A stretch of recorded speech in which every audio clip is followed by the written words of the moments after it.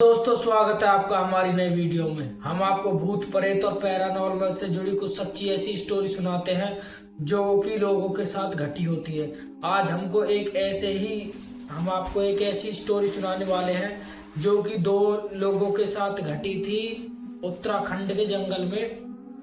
तो दोस्तों, वीडियो शुरू करने से पहले अगर किसी ने हमारे चैनल को सब्सक्राइब नहीं किया तो हमारे चैनल को सब्सक्राइब कर दीजिए और एक कमेंट जरूर छोड़कर जाए छोटा सा, जिससे हम को भी मोटिवेशन मिल सके आपके लिए अच्छी वीडियो नरेट करने का।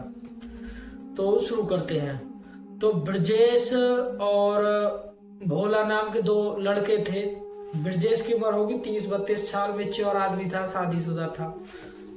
और उसका जो कंडक्टर था वो था कम से कम 22 से 23 साल, उसका नाम था भोला। तो एक ट्रक चलाया करते थे और ये ब्रजेश उसका ड्राइवर था और भोला उसका कंडक्टर था। तो इन दोनों में काफी अच्छी बॉन्डिंग बन गई थी, क्योंकि साल 1.5 साल से एक साथ ही जो है एक ही ट्रक पर चल रहे थे, कभी यहाँ से वहां कभी यहाँ से वहां। तो अब क्या है, इनको जो है सामान लेके आना था उत्तराखंड से सेब भर के अपने ट्रक में। तो ये निकल जाते हैं उत्तराखंड की तरफ। 1.5-2 दिन के रास्ते तय करने के बाद ही पहुंच जाते हैं उत्तराखंड। उसके बाद क्या होता है, ये वहां से सेब वगैरह लोड करते, गाड़ी पूरी लोड हो जाती है इनकी। उसके दूसरे दिन इनको निकलना होता है वहां से अपने कागज वगैरह पूरे करने के बाद। जब इन्होंने कागज वगैरह सब पूरे हो गए, इनकी आधी पेमेंट हो गई, उसके बाद ये वहां से निकल दिए अपना ट्रक लेकर। उस टाइम शाम के कम से कम 6-6:30 बज चुके थे। तो इन्होंने सोचा रात को ट्रक चलाएंगे, दिन में तो हम सो ही लिए और सुबह तक हम जो है ऋषिकेश पार करके अपना हरिद्वार पहुंच जाएंगे, मेन रोड पर आ जाएंगे, पहाड़ी रास्ता पार कर लेंगे। तो होता क्या है, जब ये वहां से चलते हैं तो कम से कम 1 या 1.5 घंटे की दूरी पहुंचने के बाद, जब इन्होंने 1-1.5 घंटे की दूरी तय कर ली, उसके बाद जो है एकदम से इनका जो टायर है ट्रक का वो एकदम से फट जाता है। और जब ये वहां पर ट्रक रोकते हैं और उतर के देखते हो तो टायर पूरा का पूरा फट चुका है और अब वो ट्रक आगे नहीं बढ़ सकता, क्योंकि पहाड़ी इलाका है, कुछ भी दुर्घटना हो सकती है। रोड पे होता तो देख जाती। उसके बाद ये देखने लगते हैं कि यार यहाँ पर आसपास तो कोई वो भी नहीं है, कोई मैकेनिक भी नहीं मिलेगा, नहीं कोई दुकान होटल कुछ भी नहीं है। तो हम ऐसे क्या करें कि हम यहाँ से निकलना तो है। तो जो ब्रजेश है उसने भोला से कहा, भोला एक काम कर, तू यहीं गाड़ी पे रुक, अभी कोई गाड़ी वगैरह या कुछ भी सवारी आई तो मैं उसको पकड़कर वापस वहीं जाता हूँ जहाँ से हमने लोड किया है। वहां पर जो है 2-3 दुकानें हैं, रात को खुली भी रहती है, तो मैं उनमें से या तो किसी को लाऊंगा मदद के लिए या फिर कुछ सामान वगैरह ले आऊंगा अपने, जो मैं खुद ही इसको रिपेयर कर सकूं। उसके बाद भोला कहता है ठीक है जी उस्ताद जी, ऐसे करते हैं। तो ब्रजेश भोला से कह देता है कि पीछे पानी रखा हुआ है सीट के पीछे, और खाना वाना बना लेना, मैं भी आऊंगा, शायद खा लेंगे दोनों। और उसके बाद जो है हम देखते हैं क्या होता है। तो थोड़ी देर वेट करने के बाद उनको जो है एक गाड़ी आती हुई दिखी। तो उन्होंने उस गाड़ी को हाथ दिया और उस गाड़ी को हाथ देने के बाद जो है वो ब्रजेश गाड़ी में बैठ गया और चल दिया वापस उधर जहां से वो अभी फल भर के लाया था। उसके बाद क्या होता है, अब वो तो यहाँ से निकल चुका था, लेकिन जो भोला था वो यहीं गाड़ी के पास था, क्योंकि गाड़ी अकेली खड़ी नहीं कर सकते, कोई चोरी कुछ सामान चुरा ले या कुछ भी कर सकता है, उसमें फल भरे हुए हैं, तो ऐसे तो अकेले गाड़ी नहीं छोड़ सकते। उसके बाद जो है भोला सोचता है कि एक काम करता हूँ, खाना बना लेता हूँ, इतने उस्ताद जी आते हैं तो खाना वगैरह खा लेंगे। तो भोला जैसे ही गाड़ी में चढ़ता है और पीछे की तरफ देखता है सीट के पीछे, तो वहां पर बोतल खाली पड़ी हुई थी, पानी उसमें था नहीं। तो भोला बहुत ज्यादा परेशान हुआ, वो सोचने लगा कि यार जो है उस्ताद जी ने मुझसे कहा था कि पानी भर लेना और मैं पानी भरना भूल गया, उस्ताद जी मुझको डांटेंगे, हो सके तो एक आध थप्पड़ भी मार दे, और ये सब तो मेरी गलती है। उसके बाद जो है वो पैनिक होने लगा, मतलब डरने लगा। तो ऐसे ही डरते डरते जो है वो अब सोच रहा था क्या करे, खाना भी नहीं बनेगा और पानी है नहीं। तो उसने सोचा कि मैं आसपास जाकर देखता हूँ कि कहीं से पानी मिल जाए, कहीं से झरना वगैरह कुछ भी मिल जाए, वहां से पानी वगैरह भर लूंगा खाना बनाने के लिए और पीने के लिए। तो रात का समय था, अंधेरा हो चुका था और दूर दूर तक कोई भी रोशनी, लाइट वाइट नहीं थी और वो निकल चुका था। उसके पास भी मोबाइल वगैरह था नहीं। तो काफी कुछ ढूंढने के बाद, बहुत देर भी ढूंढने के बाद उसको कुछ भी दिखाई नहीं दिया। दूर दूर तक बस खाली पहाड़ी इलाका है और कुछ भी झरना वगैरह कुछ भी उसको दिखाई नहीं दिया। हार थक कर वो वापस आया गाड़ी की तरफ और वहां गाड़ी के पास ही बैठ गया और सोचने लगा कि यार अब करूं क्या, और खाना भी नहीं बनाया, मुझको भी भूख लग रही है, प्यास भी लग रही है, क्योंकि वो घबरा चुका था। जब आदमी ज्यादा घबरा जाता तो उसको भूख प्यास लगने लगती है, तो उसको प्यास भी लग रही थी, गला सूखा हुआ था।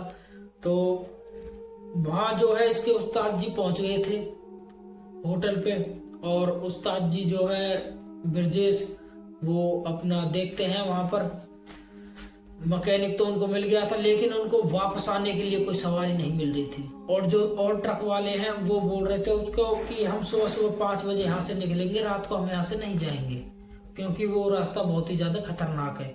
तो इसने सोचा कि यार, वो ब्रजेश ने सोचा कि भोला अकेला है और पता नहीं उसने खाना बनाया होगा नहीं बनाया होगा। वैसे तो खाने का सारा सामान वहां मौजूद है, शायद उसने बना लिया होगा और खा भी लिया होगा। तो कोई बात नहीं, मैं भी सुबह सुबह निकल जाऊंगा यहाँ से और ब्रजेश भी अपना खाना खा के, भोला भी अपना खाना वाना खा के सो जाएगा। तो इतने में जो है अब जो भोला था वो वहां पर स्ट्रगल कर रहा था पानी वानी के लिए, खाने के लिए। उसके पास कुछ भी नहीं था, दोपहर का उसने खाना खाया था, लेकिन उसके पीछे जो सेब पड़े हुए थे उसने उसमें से एक आध सेब निकाले, सेब खाए। तो उसके बाद जो है उसको एक वही पहाड़ों की तरफ से आवाजें आने चालू हो जाती है, जैसे कि कोई लेडीज रो रही हो। उसके बाद वो घबरा जाता है, डरने लगता है और देखने लगता है कि ये कौन है जो रो रहा है। और धीरे धीरे धीरे धीरे जब आवाज तेज होती गई तो उसने गाड़ी के दोनों तरफ से अपने शीशे और खिड़की वगैरह लॉक कर लिए। तो फिर भी आवाज नहीं रुक रही थी, आवाज कंटिन्यू आई जा रही थी और वो भी बहुत ही ज्यादा परेशान था कि ये हुआ क्या। और उसके बाद जो है थोड़ी देर बाद ही उसको लगा कि गाड़ी के सामने कोई खड़ा है, कोई लेडीज वगैरह ऐसी उसको थोड़ी थोड़ी दिखी कि कोई गाड़ी के सामने खड़ा है। तो उसने क्या किया, धीरे धीरे अपनी चाबी गाड़ी में लगाई और गाड़ी की हेडलाइट ऑन करी। जैसे ही उसने गाड़ी की हेडलाइट ऑन करी, उसने देखा कि सामने एक लेडीज खड़ी हुई है जिसके लंबे लंबे बाल है, लंबे लंबे नाखून है और वो गाड़ी की तरफ ही देख रही है और वो कोई नॉर्मल लेडीज नहीं है। उसके बाद जो है ये अपनी हेडलाइट बंद कर देता है गाड़ी की और अपना कंबल वगैरह ढककर सोने की कोशिश करता है, मुंह ढक लेता है। डर तो इसको लग रहा था तो डर के ये मुंह ढक लेता है, डर के मारे। उसके बाद जो है अब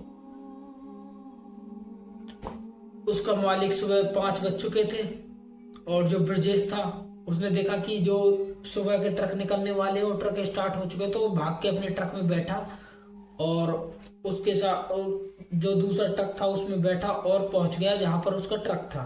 उसके बाद वो देखने लगा ट्रक के दोनों दरवाजे खुले पड़े हैं और उसको बहुत ही ज्यादा गुस्सा आया भोला पर कि भोला ट्रक का दरवाजा खुले छोड़ गया और यहाँ पर है भी नहीं। तो उसने पूरे में देखा कि भोला यहाँ पर है नहीं, लेकिन भोला गया कहाँ, और ट्रक का ऊपर से तिरपाल है वो भी हटा हुआ और ऐसा लगा इसमें से किसी ने सेब निकाले हैं। बेसिकली वो सेब किसी और ने नहीं, भोले ने ही अपने खाने के लिए निकाले थे। और घनी देर बाद ढूंढने के बाद उसको भोला नहीं दिखाई दिया, तो वो गाड़ी में आकर बैठ गया और देखने लगा। गाड़ी में चाबी लगाई उसने और देखने लगा गाड़ी स्टार्ट हो रही है कि नहीं हो रही, क्योंकि ठंडे इलाके में ऐसा होता है कि घनी देर गाड़ी खड़ी हो जाती है तो स्टार्ट नहीं होती, लेकिन गाड़ी स्टार्ट हो गई थी। तो इतने में ही जो है उसका, जैसे ही वो गाड़ी में बैठा स्टार्ट की और गाड़ी बंद की, तो उसने नोटिस किया कि साइड में कुछ है। तो उसने जब देखा तो वहां पर जो है भोला उल्टा पड़ा हुआ था, उसकी नाड़ घूमी हुई थी और शरीर अलग घूमा हुआ था, मतलब नाड़ पीछे की तरफ हुई थी उसकी गर्दन, और एक पत्थर के ऊपर पड़ा हुआ है। और वो एकदम से गाड़ी में से कूदा ब्रजेश, और उसने भोला को देखा और देखते वो समझ गया कि भोला इस दुनिया में नहीं है। उसके बाद बहुत सी गाड़ियों से उसने मदद मांगी, लेकिन एक ट्रक वाले ने अपना ट्रक रोका और उसकी मदद की और उस भोले को पहुंचाया उन्होंने एक अस्पताल में। तो अस्पताल में, जब हरिद्वार के अस्पताल में पहुंचा तो अस्पताल वालों ने उसको जो है जाते ही मृत घोषित कर दिया कि ये कम से कम 3-4 घंटे हो गए हैं उसको मरे हुए, ये जिंदा नहीं है। उसके बाद वो जो ब्रजेश है उसकी बॉडी को उसके घर वालों के पास लेकर जाता है, बेसिकली रोहिणी नगर दिल्ली में। और उसके बाद उसके घर वाले बहुत ही ज़्यादा हैरान थे, चिंतित थे, क्योंकि उनके 2 ही बच्चे थे, 2 ही लड़के थे, जो कि बड़ा लड़का भोला था जो गुजर चुका था। और उसके जो उस्ताद है ब्रजेश, वो भी बहुत ही ज़्यादा रो रहे थे, क्योंकि वो बहुत ही ज़्यादा अटैच हो गए थे अपने उससे चेले से, जो भी उनका कंडक्टर था, क्योंकि 1 साल थे वो दोनों साथ थे। उसके बाद जो है अब 1 महीना गुजर जाता है और अब दोबारा से चक्कर लगता है ब्रजेश का उत्तराखंड के उसी रास्ता पर, वहीं से उसको फल लाने थे। तो जैसे ही वो उस रास्ते पर पहुंचा और उसने अपनी गाड़ी रोकी, और वहाँ गाड़ी रोकने के बाद जहाँ पर भोला मरा पड़ा था तो वहाँ पर बैठकर वो रोने लगा उसको याद कर कर। तो एकदम से क्या हुआ, किसी का हाथ उसके पीछे से कंधे पे किसी ने हाथ रखा। उसने एकदम घूम कर देखा तो वहाँ पर भोला खड़ा हुआ था। तो उसने भोला को गले लगाया और रोने लगा और भोला से पूछा कि तुम यहाँ क्या कर रहे हो और तुम तो मर चुके थे, ये और वो। तो भोला उसको सारी बात बताता है कि मेरे साथ ऐसा ऐसा हुआ और तुम यहाँ से जल्दी निकल जाओ, और यहाँ पर जो है एक आत्मा रहती है और उसी ने मुझको मारा था, एक लेडीज की आत्मा, और वो तुमको भी मार देगी। कुछ भी हो जाए तुम यहाँ से निकल जाओ, वरना तुम जिंदा नहीं बचोगे। उसके बाद जो है ब्रजेश रोते रोते अपनी गाड़ी स्टार्ट करता है और वहां से निकल जाता है। और भोला ब्रजेश से कहता है कि रात को कभी भी जो है इस रास्ते से मत आना, दिन में ही इस रास्ते से आना, वरना तुम्हारे साथ भी कुछ भी हो सकता है। तो ब्रजेश वहां से निकल जाता है और उनके घर वालों को भी ये बात बताता है कि मेरे साथ ऐसा ऐसा हुआ, मुझको भोला दिखाई दिया। तो घर वाले भी बहुत ही ज्यादा हैरान थे, वो भी रो रहे थे, लेकिन ब्रजेश समझ चुका था कि उसकी आत्मा वहीं रह गई है। और भोला को पहाड़ वगैरह बहुत ही ज्यादा पसंद थे, तो समझ लगा कि भोला अब अपनी जो उसकी आत्मा चाहती थी वो वहीं पर है, क्योंकि पहाड़ों पर उसको रहना बहुत ही ज्यादा अच्छा लगता था। तो आज भी रात को ब्रजेश उस रास्ते से कभी नहीं जाता और कभी भी रात को बेसिकली पहाड़ों में वो सफर करता ही नहीं है। तो दोस्तों ये थी गायब होने लगे। तो दोस्तों स्टोरी शुरू करने से पहले अगर किसी ने हमारे चैनल को सब्सक्राइब नहीं किया तो हमारे चैनल को सब्सक्राइब जरूर कर दीजिए और एक लाइक कीजिए, एक छोटा सा कमेंट जरूर छोड़ कर जाएं, जिससे हमको भी मोटिवेशन मिल सके आपके लिए नई नई स्टोरी नरेट करने का। तो शुरू करते हैं। तो स्टोरी शुरू होती है सन 1972 से, जब पश्चिम बंगाल में जो है उस टाइम पाकिस्तान से लड़ाई खत्म हुई थी और जो बांग्लादेश है वो अलग कर बना दिया गया था। तो बांग्लादेश से सटके ही पश्चिम बंगाल है और वो गांव उसी बॉर्डर पर पड़ता है। तो वहीं की ये स्टोरी है। तो उस गांव में क्या हुआ, एक रात कुछ ऐसा हुआ कि गांव में से लोग अचानक से गायब होने लगे। डेली के डेली 1-2 लोग गायब हो जाते थे और गांव वाले इंतजार करते थे उनके वापस आने का, कहीं गए होंगे या पर किधर निकल गए होंगे। लेकिन बहुत इंतजार करने के बाद भी गांव वालों को उन लोगों की कोई सूचना नहीं मिली, वो उनका पता नहीं कर पाए। और उन्होंने जो है पुलिस स्टेशन में कंप्लेंट भी लिखवाई और बहुत ढूंढा भी, आसपास के गांवों में ढूंढा और उनके जो है पर्चे छपवा के वो भी लगवाए, लेकिन उनका कोई भी पता नहीं चलता। और अब गांव वाले इतने ज्यादा डर चुके थे कि वो अपने अपने घरों में रात को ताला लगाकर लौटने लगे, भीतर से ताला लगा देते थे और लौट जाते थे। और मोस्टली शाम को 5-6 बजते ही पूरा गांव सुनसान हो जाया करता था। सारे के सारे जो अपने घरों में खाना खाने के बाद लेट जाया करते थे अपना टाइम से ही। उसके बाद जो है अब क्या होता है कि गांव में जैसे ही ये सब लौट जाते खाना वाना खाने के बाद अपने घरों में, तो गांव में किसी के पूरे गांव में जैसे कि कोई यहाँ पर चल रहा हो और किसी के पैरों के चलने की आवाज भी आती रहती है और किसी के जो है घुर्राने, किसी जैसे कोई आदमी घुर्रा रहा हो ऐसी भी आवाज उसकी आनी चालू हो जाती है।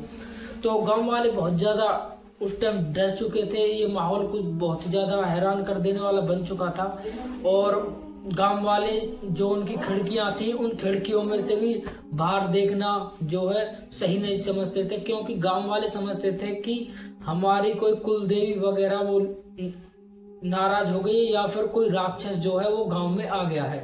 तो गांव वाले इसके चलते बहुत ही ज्यादा परेशान थे। अब उनको कोई भी अपना हल दिख नहीं रहा था। भीतर से ताला लगाने के सोने के बाद भी गांव से कोई ना कोई डेली के डेली गायब होते जा रहा था। तो क्या हुआ, गांव के 2-3 गांव और आपस में आए जिनको इन्होंने इकट्ठा किया और एक पंचायत की बहुत बड़ी, और पंचायत में जो है इन्होंने इस चीज़ से बचने का हल निकालने का सोचा। तो इन्होंने सोचा कि रात को अगर कोई भी आएगा तो हम गांव वालों को क्या करना है, मसाले जला कर रखनी है, और जैसे ही हमारी गांव में वो एंटर करेगा तो आसपास के जितने गांव वाले वो भी वहीं पर रहेंगे और सारे के सारे मिलकर जो है मसाल से उस पर अटैक करेंगे, वो जो कोई भी है। तो अब इंतजार था तो बस खाली रात होने का। उसके बाद काफी इंतजार के बाद रात हो जाती है और कम से कम रात के 10-12 बज जाते हैं और उस टाइम तक गांव में जो है सब छुपे बैठे थे और गांव में कोई भी एंटर नहीं किया हुआ था जिसका वो इंतजार कर रहे थे।